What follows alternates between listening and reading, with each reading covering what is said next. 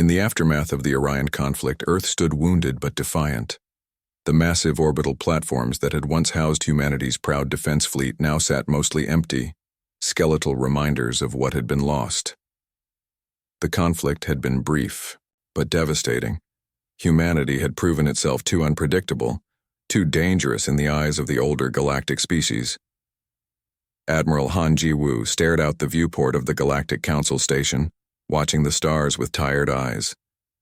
At 53, she had spent her life in service to Earth's Space Command, rising through the ranks with a reputation for tactical brilliance. Now she stood alone, the weight of her entire species resting on her shoulders. "The Council is ready. For you, Admiral," said her aide, a young lieutenant whose face showed the strain of the past 3 weeks of negotiations. The Council chamber gleamed with polished stone brought from 100 worlds. 7 representatives from the dominant spacefaring civilizations sat in a semicircle, their diverse physiologies accommodated by specialized seating. At their center sat High Counselor Traz, whose silver-scaled skin caught the light as he gestured for Ji-woo to approach.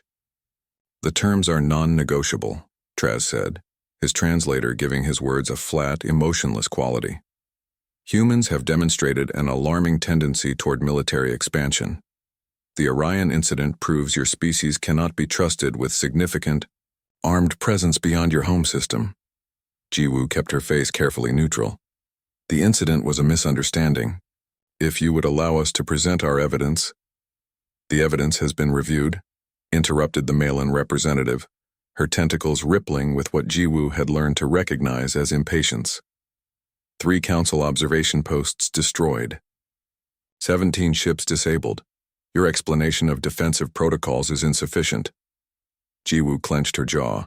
Those ships had violated clearly established boundaries after refusing identification protocols. Any species would have responded the same way. Traz slid a data tablet toward her. "Directive 458 outlines the restrictions. Human vessels are limited to Class 2 defensive capabilities only. No vessel may exceed 200 meters in length. Weapon systems are restricted to point defense only. Violations will result in immediate trade, sanctions, and removal of jump gate access." Ji-woo scanned the document, her heart sinking.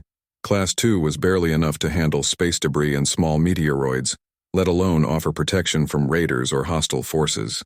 Without jump gate access, humanity would be effectively stranded in their home system, cut off from the colonies they'd worked so hard to establish. "And if we refuse?" she asked, already knowing the answer. "Then Earth stands alone," Traz said simply. "No trade, no technology exchange, no protection from those who might view your isolated status as an opportunity." The threat wasn't subtle. Several aggressive species operated at the edges of Council space, predators who would happily target an isolated world. Ji-woo thought of Earth's depleted defenses after the conflict, the vulnerable colonies on Mars and Europa. They needed time to rebuild.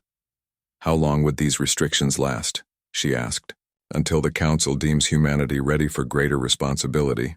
Perhaps a century, perhaps more." A century. Generations of humans born into a galaxy where they were treated as dangerous children, their movements restricted, their growth stunted. "I'll need to consult with Earth government," Ji-woo said. The communication with the emergency session of the United Earth Council was brief and painful. The military leaders raged. The civilian government blanched. But in the end, they all reached the same conclusion. They had no choice. 6 hours later, Admiral Ji-woo signed Directive 458 with a steady hand that belied the fury in her heart. The return journey to Earth was the longest trip of her life. As her ship docked at Orbital Command, she was met not with the usual formal greeting party, but by a single figure. Director Park Do-hyun of Advanced Engineering, his weathered face grim. "Walk with me, Admiral," he said quietly, leading her not to the main complex but toward a secure communication room. Once inside, he activated jamming protocols that would prevent any listening devices, especially those that might belong to the 2 Council observers who had accompanied Ji-woo back to Earth. "We saw the broadcast," Do-hyun said. "The entire directive publicly announced to humiliate us." We had no choice, Jiwoo replied. You've seen our defense assessments. We need time. Time they don't plan to give us. Do-hyun handed her a tablet with classified intelligence. Our deep space probes have detected increased activity in the Tau sector. The Thorn Collective is expanding, testing boundaries. 3 non-aligned systems have gone dark in the past month. The Thorn Collective, aggressive expansionists who operated outside Council jurisdiction. If they set their sights on human territory, the Council expects us to rely on their protection, Jiwoo said bitterly. Protection they'll withdraw the moment we become inconvenient. Do-hyun's eyes held a spark that Jiwoo hadn't seen since before the conflict. Then we won't rely on them. He activated a holographic display showing schematics unlike anything Jiwoo had seen before. For the past year, my team has been developing modular ship designs that could serve multiple purposes. The directive says we can't build warships. Do-hyun finished. So we won't.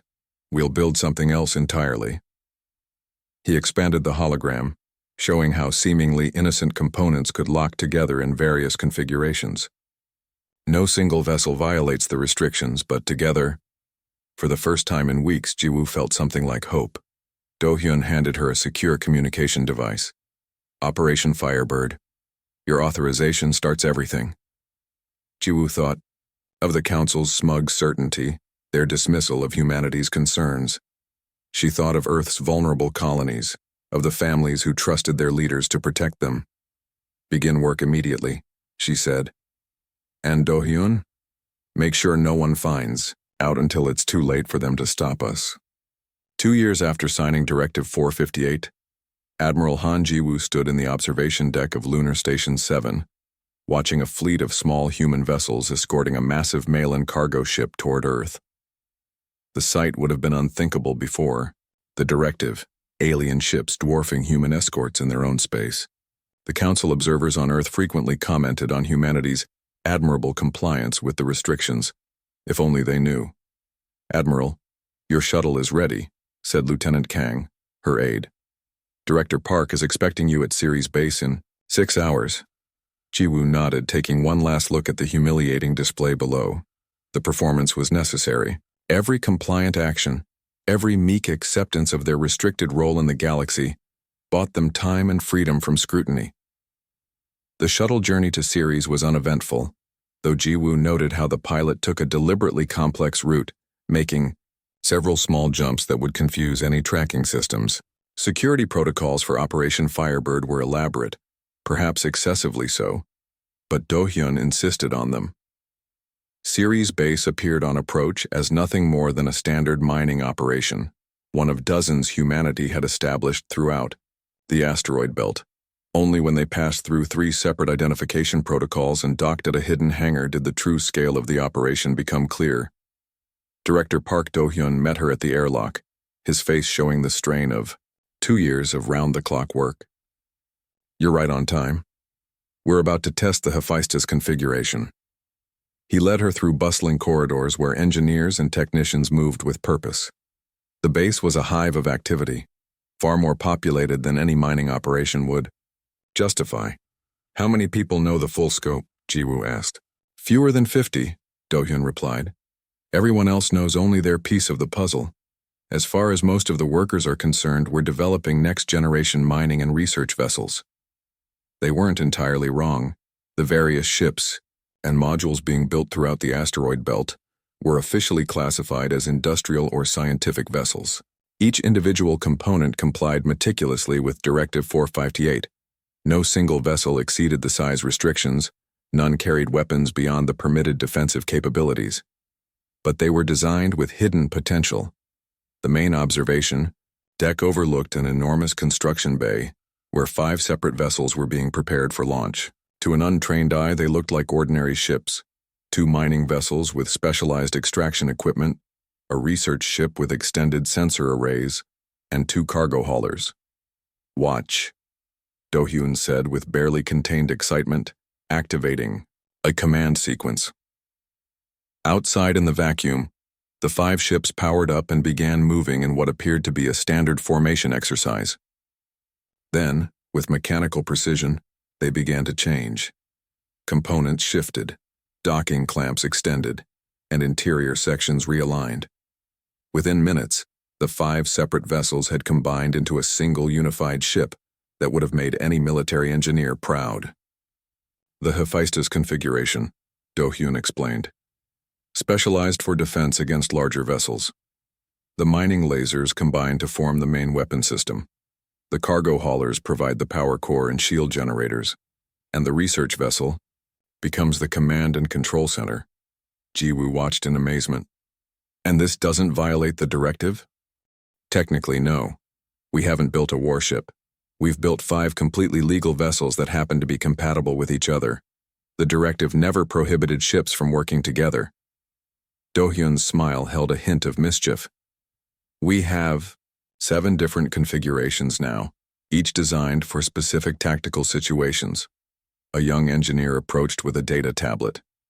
Director, we've completed the shield harmonization tests. Efficiency is at 89% when combined, better than expected. Good work, Lee, Do-hyun said. Now get some rest, you've been on shift for 14 hours. After the engineer left, Ji-woo asked the question that had been bothering her. The council inspectors are getting more persistent, Do-hyun admitted. Inspector Kim visited 3 of our Jupiter facilities last month. He's starting to notice the resource allocation patterns don't match standard operations. Inspector Kim Min-ho had been assigned to Earth shortly after the directive was signed. Unlike many council representatives who viewed their posting to human space as a punishment, Kim showed genuine curiosity about human culture, which made him far more dangerous than his dismissive colleagues. Is he suspicious? Ji-woo asked. Not yet. But he's thorough. He's requested permission to visit the outer system facilities. Ji-woo frowned. The major construction hubs for Operation Firebird were in the outer system, far from prying eyes. Delay him. I'll create some diplomatic issues that require his attention. How long do we need? Do-hyun asked. How long until we're ready? Do-hyun led her to a holographic display showing the entire solar system, with blinking lights representing the various components of their hidden fleet. We have enough modules for 3 full battle groups. 6 months for full combat readiness. 6 months. Ji-woo considered the latest intelligence reports. The Thorn Collective had established outposts in 2 more systems, both uncomfortably close to human space. The council had dismissed her concerns as unnecessary alarmism. Make it 3 months, she said firmly. Do-hyun raised an eyebrow. We'd have to accelerate production at all sites. That means more people, more resources, more chances of detection. We don't have a choice. The Thorns are moving faster than we anticipated. Before Do-hyun could respond, an alert sounded.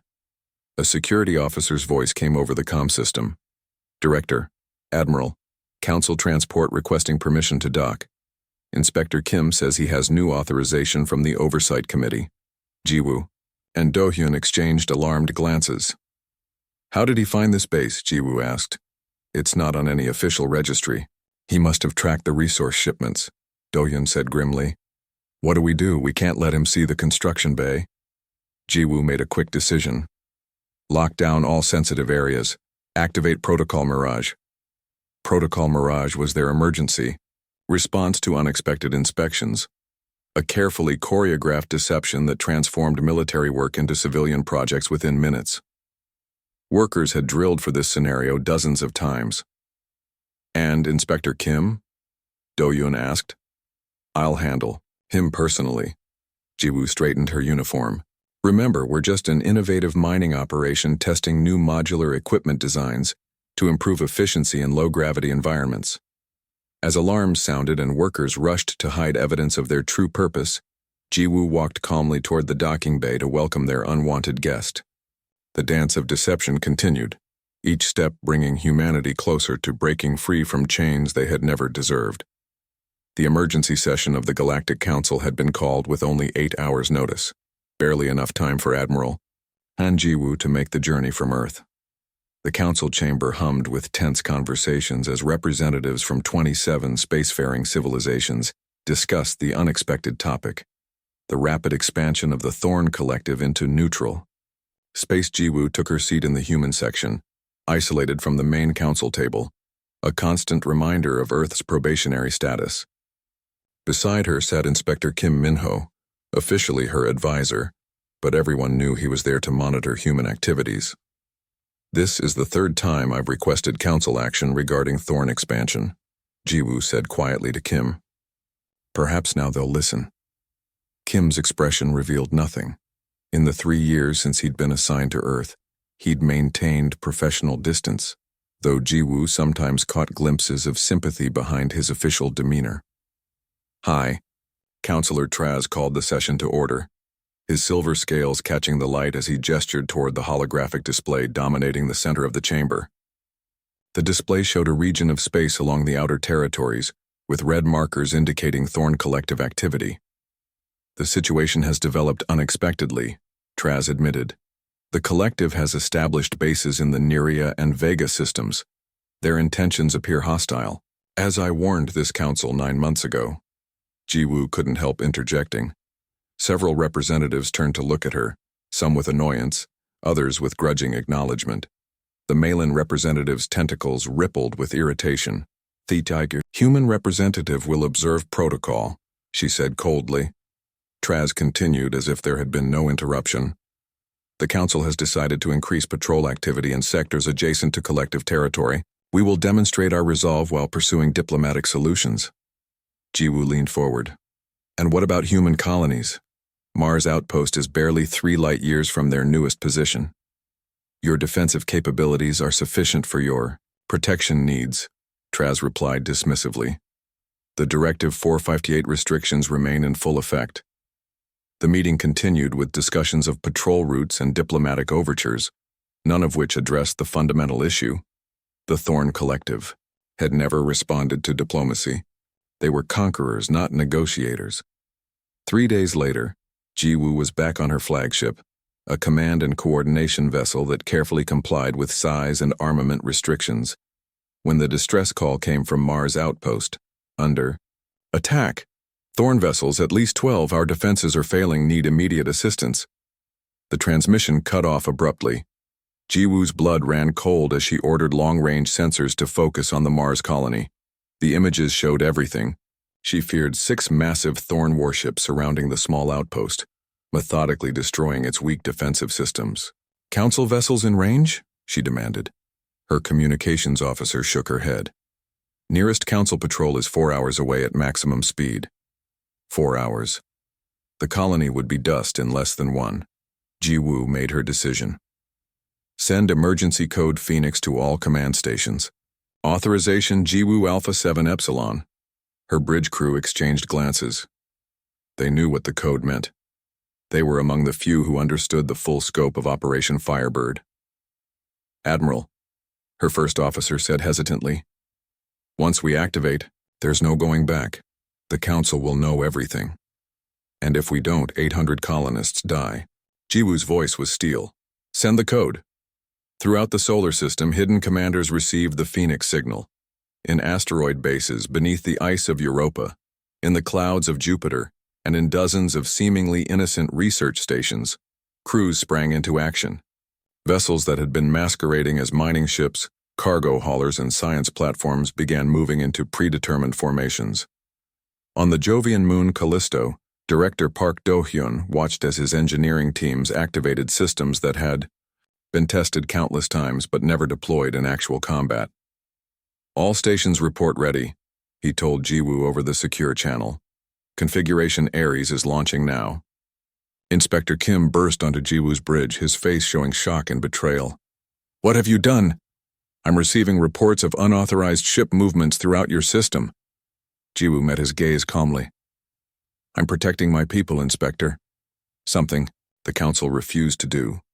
"You violated Directive 458, Kim said, though his voice lacked conviction as he watched the tactical display showing the Thorn ships destroying the Mars colony's life support systems. "Have I? Watch carefully." The main view screen showed a remarkable sight. Dozens of small vessels, each one compliant with Council restrictions, moving in perfect coordination toward Mars. As they approached the battle zone, they began to transform. components shifting and connecting in ways the Council had never anticipated. 5 mining vessels combined into a weapons platform. 3 cargo ships linked to form a shield generator. Science vessels reconfigured into targeting systems. Within minutes, what had been a scattered collection of insignificant ships had become a cohesive fighting force. "What is this?" Kim whispered. "Humanity's answer to an impossible restriction," Jiwoo replied. "We didn't build warships, we built something new." The battle that followed was brief but decisive. The Thorn vessels, confident in their overwhelming firepower, were unprepared for the human ships' coordinated tactics. The modular fleet separated and recombined repeatedly, adapting to each phase of the battle with fluid precision. When the first Thorn warship exploded, the Council communication system erupted with demands for explanation. Jiwoo ignored them, all focused entirely on saving what remained of the Mars colony. In the Council chamber, representatives watched in shock as sensor feeds showed the human vessels combining and reconfiguring in patterns they had never seen before. Some demanded immediate sanctions. Others sat in stunned silence. "This is a direct violation," began the Malin representative. "Of what exactly?" countered another counselor. "The humans have built no warships. Each individual vessel complies with all restrictions. The directive said nothing about how the HFY ships might work together." 3 hours later, the battle was over. 4 Thorn warships destroyed, 2 retreating. The Mars colony had suffered heavy damage and casualties, but it had survived, something that would have been impossible without intervention. As Jiwoo's ship docked with the damaged colony to begin evacuation of the wounded, she received a priority: communication from Earth. The message was brief but spoke volumes about humanity's changing status. The Galactic Council had called an emergency session to re-evaluate the terms of Directive 458. Inspector Kim stood silently beside her as she read the message. "You knew this would happen eventually," he said. "It wasn't a question. We hoped it wouldn't be necessary," Jiwoo replied honestly. "But we've never been willing to sacrifice our people for the comfort of the Council." "The Council will not be pleased." Jiwoo's gaze drifted to the view screen showing her modular fleet now helping with rescue operations. "Perhaps not, but I think they'll be very interested in our ship designs when the Thorn Collective comes for them next." For the first time in their 3-year association, Inspector Kim smiled. "That, Admiral, is an excellent point." The silence in the war room beneath Luna Base was heavy with tension as officers gathered around the holographic display. Less than a week after the defense of Mars outpost, long-range sensors had detected something that confirmed Admiral Han Jiwoo's worst fears: a full Thorn Collective invasion fleet moving toward human space. 37 warships, said Commander Lee, the tactical officer. His voice was steady, but his eyes betrayed his concern. "Largest invasion force they've ever deployed." Admiral Jiwoo studied the projected course. "They're heading straight for Earth. No subtlety this time." Director Park Do-yeon had aged visibly in the days since Operation Firebird was revealed. The stress of coordinating the sudden deployment of their hidden fleet while managing diplomatic fallout had taken its toll. "How long do we have?" 72 hours at their current speed, Commander Lee replied. The war room door slid open, and Inspector Kim Min-ho entered with 2 aides. Though still officially a council observer, Kim's relationship with the human leadership had shifted dramatically since the Mars incident. He had seen firsthand how the Council's dismissal of human warnings had nearly resulted in disaster. "The Council has rejected your request for assistance," Kim announced, his expression carefully neutral. "They claim the Thorn fleet's trajectory is unclear." A bitter laugh escaped Jiwoo's lips. "Unclear. They're on a direct course for our home system." Kim spread his hands in a gesture of helplessness. "Some representatives suggested that after your creative interpretation of Directive 458, this is an internal matter between humans and the collective." The implication was clear. Humanity was being left to face the consequences of their defiance alone. Commander Lee leaned forward. "What are our assets?" Do-yeon activated a secondary display showing the status of their modular fleet. "We have 3 fully operational battle groups, 112 vessels total, though most are only effective when in combined configurations. Our biggest challenge is that the Thorns have seen our tactics now. They'll be prepared. Jiwoo nodded gravely. Then we'll show them something they haven't seen. She turned to her officers. The Thorns expect us to defend Earth directly, a standard defensive line using the Mars battle tactics. We won't do that. Over the next 48 hours, as the Thorn fleet crossed the outer system boundaries, humanity's response took shape. Rather than concentrating their forces near Earth as expected, the human fleet scattered throughout the solar system in small groups that appeared to be random collections of civilian and light defensive vessels. From his observer position on Jiwoo's command ship, Inspector Kim watched the seemingly chaotic deployment with growing concern.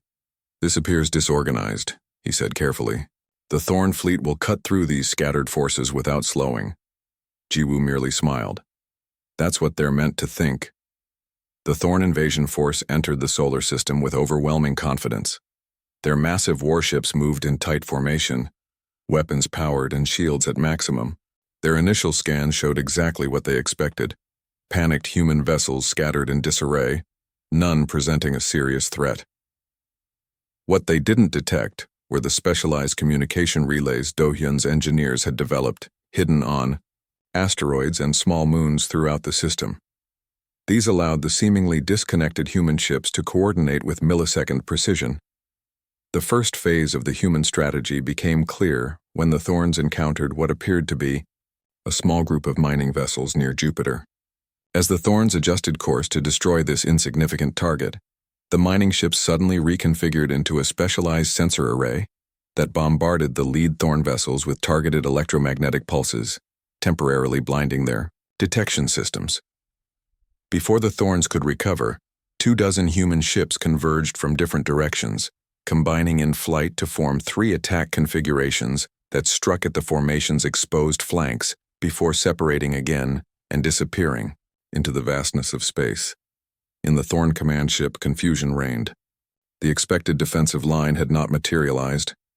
Instead, they faced an enemy that appeared and disappeared, struck at vulnerabilities, then vanished before a proper response could be mounted.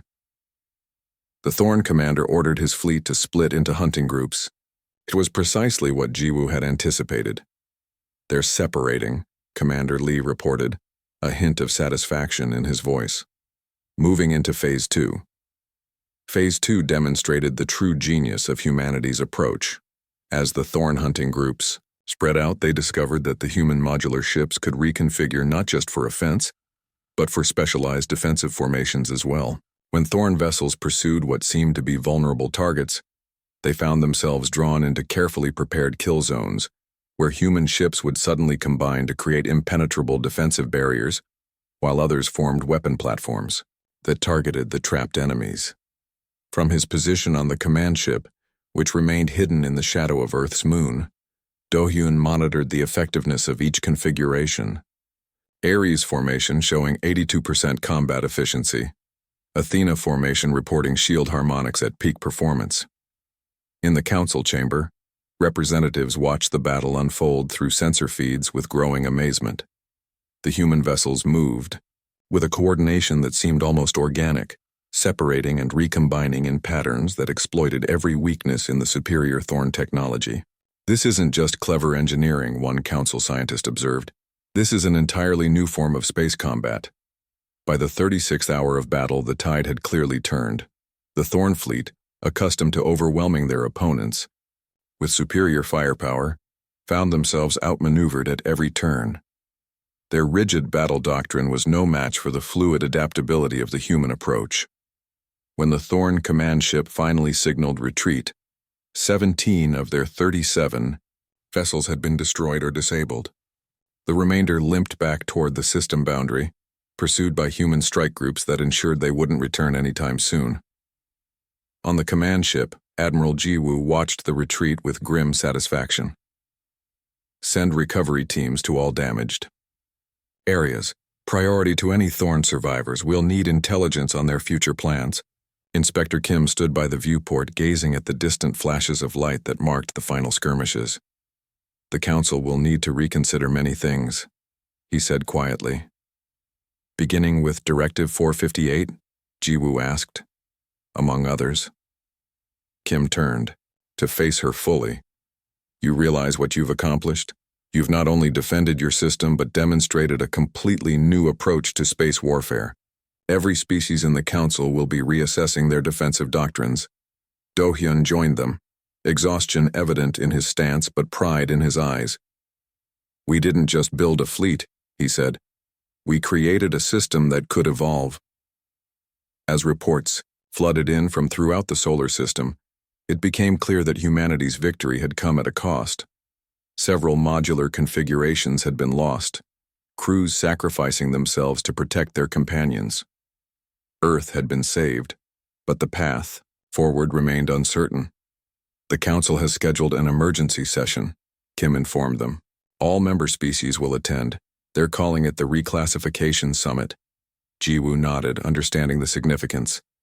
Then it's time to show them that we're not just good at finding loopholes in their restrictions. What do you mean? Kim asked.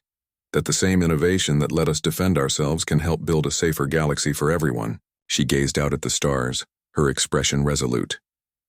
The Council didn't just underestimate our determination. They underestimated our vision.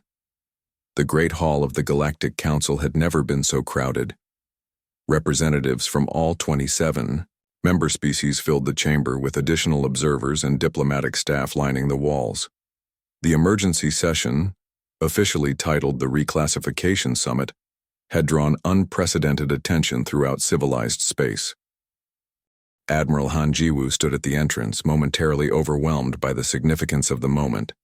For 3 years, humans had entered this chamber as supplicants, tolerated but never truly respected. Today would be different. Nervous? Asked Director Park Do-yoon, who stood beside her. In the 2 weeks since the Thorn Collective's defeat, he had finally gotten some rest, though the strain of the past years remained etched in the lines around his eyes. Not nervous, Jiwoo replied. Just thinking about how much has changed. They had arrived on a human vessel, a proper ship, not the small diplomatic shuttle that had previously been their only allowed transport to Council space. The ship was one of their modular designs, currently configured as a diplomatic vessel, but capable of rapid transformation if needed. Its presence in the Council docking bay made a statement that no one could miss. Inspector Kim Minho approached, them now wearing the formal gray uniform of a Council diplomat, rather than an observer. They're ready for you, he said. The full Council is assembled. The walk to the center of the chamber felt longer than ever before. Whispers followed their progress, some admiring, others clearly concerned. The modular fleet's victory over the Thorn Collective had sent shockwaves throughout the galaxy. Every military strategist was scrambling to understand the implications of humanity's innovative approach. High Counselor Traz waited at the speaker's podium, his silver scales gleaming under the chamber lights. For once, his usual imperious demeanor seemed subdued. Admiral Han Jiwoo, he began formally, you and your people stand before this council having violated the terms of Directive 458, which explicitly prohibited the construction of human warships. Jiwoo met his gaze steadily. With respect, High Counselor, we built no warships. A murmur ran through the assembly. The Malin representative's tentacles rippled with obvious irritation. This is semantics, she interjected. Your vessels functioned as warships. Our vessels functioned as components of a defensive network, Jiwoo corrected firmly. Each individual ship was built in complete compliance with the size and capability restrictions of Directive 458. The directive never addressed how these compliant vessels might work together. A deliberate exploitation of a technical loophole, Trez said. A creative solution to an impossible situation, Jiwoo countered. When the Thorn Collective threatened our colonies, this council dismissed our concerns. When they attacked Mars Outpost, you told us our defenses were sufficient. When they launched a full invasion fleet toward Earth, you called it an internal matter. Her words hung in the air, uncomfortable but undeniable. Many representatives shifted in their seats, unable to meet her gaze. An elderly Vestan counselor leaned forward. The fact remains that humanity concealed a military capability from this council. That deception cannot be overlooked. Do-hyun stepped forward. We concealed nothing that we were obligated to reveal. The directive restricted what we could build, not what we could design. Every ship inspection was conducted according to protocol. Every question was answered truthfully. Half-truths designed to mislead. The Malin representative snapped. Precisely the treatment we received from the council, Jiwoo responded calmly. When we signed Directive 458, we were told it was to maintain peace. Yet while our defensive capabilities were restricted, the Thorn Collective was allowed to expand unchecked toward our territory. She activated a holographic display in the center of the chamber, showing the battle data from the Thorn invasion. What we created was not just a means to defend ourselves, but a new approach to space defense that could benefit all peaceful species. The display showed how the human modular ships had combined and reconfigured throughout the battle, adapting to each new threat with remarkable flexibility.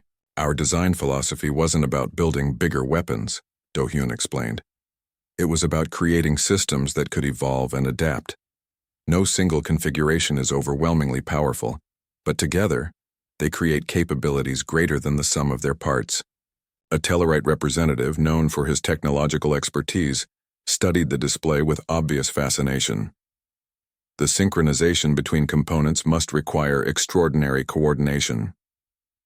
It does, Do-hyun acknowledged, which is why we're prepared to share the underlying communication protocols with the Council as a gesture of good faith. This offer caused a stir throughout the chamber. The technical value of such knowledge was immense. Traz raised a hand for silence. This brings us to the purpose of this summit. The Council must decide how to respond to humanity's actions and what place humans will hold in galactic affairs. Moving forward, there are those who call for sanctions, the Veston counselor noted. Others who suggest your innovation deserves recognition. Jiwoo stepped forward. We didn't come here to be judged, counselor. We came to negotiate new terms. Her directness caused another ripple of reactions throughout the chamber. In the past, humans had asked permission. Now they were stating intentions. The terms of Directive 458 are clearly no longer relevant, Jiwoo continued. We propose a new arrangement. Humanity will share its modular defense technology with the Council in exchange for full membership rights and the lifting of all restrictions on our vessels. Bold demands, Traz observed. Reasonable ones, Jiwoo corrected. The Thorn Collective's defeat has only delayed their ambitions. They will return, perhaps not to human space next time, but to another system they perceive as vulnerable. Our technology could help prevent further aggression. As debate erupted throughout the chamber, a soft chime indicated an incoming priority message. A council aide hurried to Traz, whispering urgently in his ear. The High Counselor's scales darkened, a sign of concern among his species. It appears events have overtaken our discussions, Traz announced. We have received reports that Thorn forces have launched attacks on 3 systems along the outer territories. The chamber fell silent. They're testing for weakness after their defeat, Jiwoo said quietly. Looking for easier targets. Kim stepped forward from his position among the diplomatic staff. The defense fleets in those sectors are constructed along traditional lines. They lack the adaptability demonstrated by the human approach. All eyes turned to Jiwoo and Do-hyun. The implication was clear. We can have 3 modular response units ready within 24 hours, Jiwoo offered. But they would need council authorization to enter those systems. Traz studied her for a long moment. And what would you ask in return for this assistance? Nothing beyond what we've already proposed, Jiwoo replied. This isn't about leverage, High Counselor. This is about building a safer galaxy for everyone. The chamber descended into intense discussion. Representatives huddled in groups, weighing options and implications. Through it all, Jiwoo and Do-hyun stood calmly at the center, the living embodiments of humanity's unexpected evolution from restricted species to potential saviors. Finally, Traz called for order. The Council will vote on 2 matters: the immediate authorization of human defensive forces to assist in the Thorn incursions, and the beginning of formal negotiations to establish humanity's new status within the galactic community. The vote was not unanimous, but the outcome was clear. Necessity had accomplished what years of diplomatic efforts could not. As they left the chamber, various representatives approached them quietly, seeking private conversations about potential alliances and technology exchanges. Species that had previously kept their distance now saw value in closer ties with humans. "This is just the beginning," Kim told them as they walked toward their ship. "The Council is already discussing the formation of a joint defense initiative with human technical advisors." Jiwoo smiled, thinking of the long path that had brought them here. Not bad for a species that was banned from building warships. "We didn't build warships," Do-hyun reminded her with a grin. "We built something better." As their modular vessel prepared for departure, Jiwoo looked out at the vast council station. 3 years ago, they had left this place in defeat, bound by restrictions that threatened their very survival. Now they departed as equals, perhaps even as leaders, having transformed limitation into innovation. The stars beckoned, and this time, humanity would meet them on their own terms.